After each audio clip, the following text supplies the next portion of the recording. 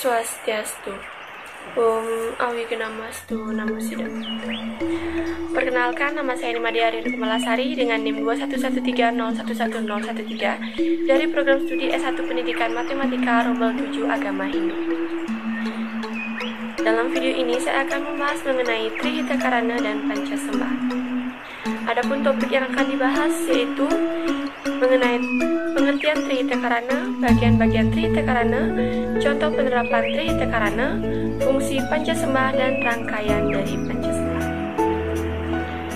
Langsung saja untuk yang pertama. Trihitakarana terdiri dari 3 kata, yaitu Tri yang berarti 3, Hita yang berarti kesejahteraan, dan Karana yang berarti penyebab. Jadi, Trihitakarana berasal dari bahasa Sanskerta, di mana artinya adalah 3 hal pokok yang menyebabkan kesejahteraan dan kemakmuran hidup manusia. Adapun 3 hal pokok tersebut adalah: yang pertama ada parahyangan, yaitu hubungan antara manusia dengan Tuhan atau ide Sang Yang Widi Wasa. Yang kedua ada pawongan, yaitu hubungan antara manusia dengan manusia lainnya. Dan yang ketiga ada pelemahan, yaitu hubungan yang harmonis antara manusia dengan lingkungan alam sekitarnya. Adapun contoh penerapan dari Trihitakarana yaitu ketimpangan hubungan Trihitakarana dapat menimbulkan bencana yang membahayakan kehidupan manusia. Nah, perkembangan ilmu pengetahuan dan teknologi yang telah dicapai di samping memberikan dampak kekuatan hidup, juga memberikan dampak merugikan. Oleh karena alam tempat hidup manusia dan sarwa prani diperas habis-habisan untuk kepentingan kenikmatan kehidupan manusia. Keseimbangan yang diciptakan oleh Trihitakarana didukung oleh ergonomik, karena ergonomik merupakan ilmu seni dan teknologi yang berupaya menyerasikan alat, cara, dan lingkungan kerja terhadap kemampuan, kebolehan, dan segala keterbatasan manusia, sehingga manusia dapat bekerja secara optimal.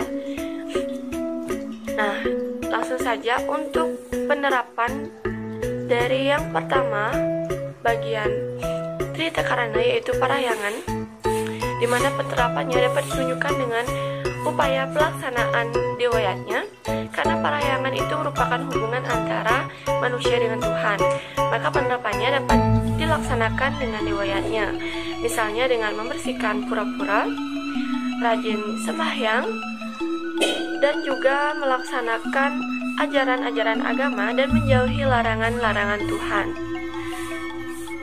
Penerapan parahyangan di tingkat daerah juga ada, yaitu berupa kahyangan jagat. Yang kedua untuk pawongan, contoh penerapannya adalah terjaga dan terjalinnya hubungan yang baik antar manusia yang satu dengan yang lainnya. Hal ini dapat muncul dengan adanya sikap tenggang rasa, saling memiliki antara umat beragama, saling menghargai dan saling tolong-menolong dengan setiap orang. Jika hal tersebut telah dilaksanakan, maka akan terciptalah hubungan yang harmonis dan selaras antara masyarakat, baik itu satu sama lain. Meskipun dengan agama yang berbeda, dengan saling menjaga hubungan yang baik antar manusia, maka manusia tersebut akan dapat menciptakan suasana kehidupan yang aman, nyaman, damai, dan tentram, sehingga tujuan hidup manusia dapat terpenuhi dengan baik. Sedangkan contoh penerapan yang bagian ketiga yaitu pelemahan, contohnya yaitu karena kita ketahui sekarang ini telah banyak terjadi bencana alam. Hal ini sebenarnya disebabkan oleh ulah manusia sendiri. Nah, kita hendaknya tetap menjaga kelestarian alam agar tidak terjadi hal-hal yang tidak kita inginkan, seperti bencana alam. Oleh karena itu, kita sepatutnya menjaga, jadi contoh penerapannya itu menjaga kebersihan alam. Kita tidak boleh menguras isi alam itu saja dan dengan tidak memperhatikannya, berarti harus memperhatikan lingkungan, seperti menyiram tumbuhan yang ada di sekitar dan memberi pupuk agar tanaman menjadi subur. Karena alam merupakan ciptaan Tuhan yang patut dijaga kelestariannya. Nah, selanjutnya yaitu fungsi dari Pancasembah. Nah, seperti yang kita ketahui, Pancasembah itu ada 5, dimana sembah yang pertama yaitu merupakan sembah puyung atau sembah dengan tangan kosong yang ditujukan kepada Ida Sang Hyang Widi-Wasa dalam manifestasi beliau sebagai Sang Hyang Parama-Atma. Nah, fungsinya adalah untuk menyatukan atau menunggalkan Atma dengan dirinya sehingga bakti kita kepada Tuhan menjadi nyambung. Yang sembah kedua yaitu menggunakan sarana bunga. Biasanya menggunakan bunga warna putih atau kuning yang ditujukan kepada Ida Sang Hyang Siwaraditya dengan fungsinya yaitu untuk memohon penyaksian dari beliau agar prosesi sembahyang kita disaksikan dan dituntun secara niskala oleh beliau. Selanjutnya, untuk sembah yang ketiga menggunakan sarana kuangan atau bunga yang berwarna, di mana itu ditujukan kepada manifestasi Hyang Widi tempat kita sembahyang. Misalnya saat sembahyang di Pura Pusah, berarti sembahyang kita ditujukan kepada Dewa Wisnu dan Betari Sri yang berstana di Pura Pusah. Adapun fungsinya atau tujuannya yaitu sebagai sujud bakti kita kepada manifestasi Tuhan yang berstana di pura tersebut atas anugerah dan tuntunan yang telah diberikan kepada kita. Oleh karena itulah, sebagai umat kita harus mengetahui di masing-masing pura siapa manifestasi Tuhan yang berstana di sana sehingga kita lebih mudah dalam menyebutkan dan memuja beliau.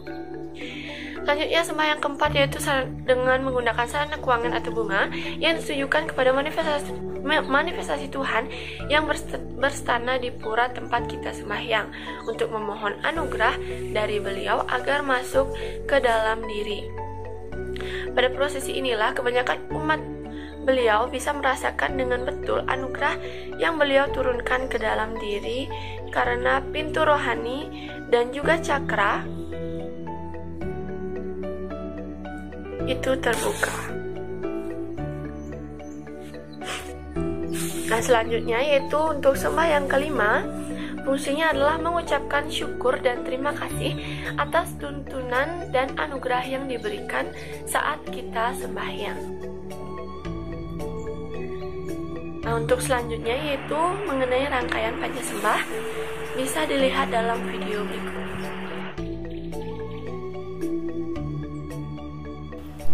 Om Atma Tatwatma Sudamam Swaha.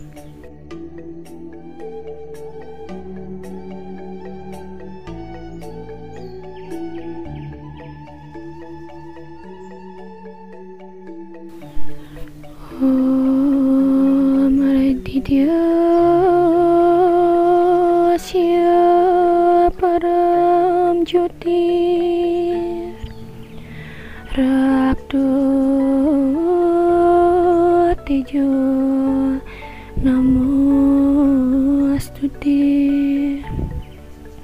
Sweta Pankaja Madhyasta Bhaskaryo Namastuti.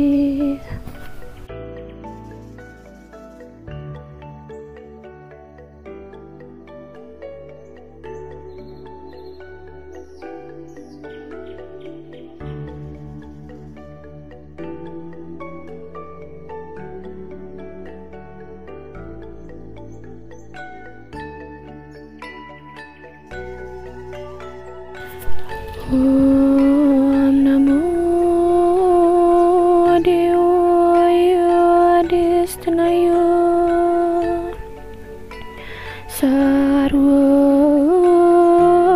Vyapi Vai Sivaya Padma Sanoika Pratistaya Ardhanare Swaryaya Namo Namah Swaha.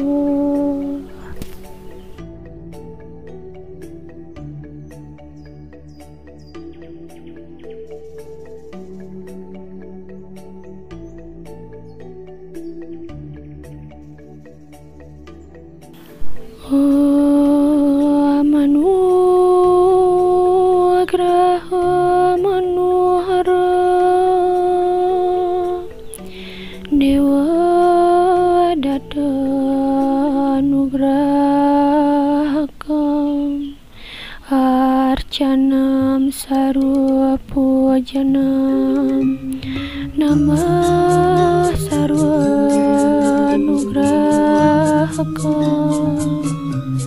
Om Dewa Dewi Mahasidi Ya nyango dermalat maka Laksmi Sidisca dergayur nirwi gena sukawardisca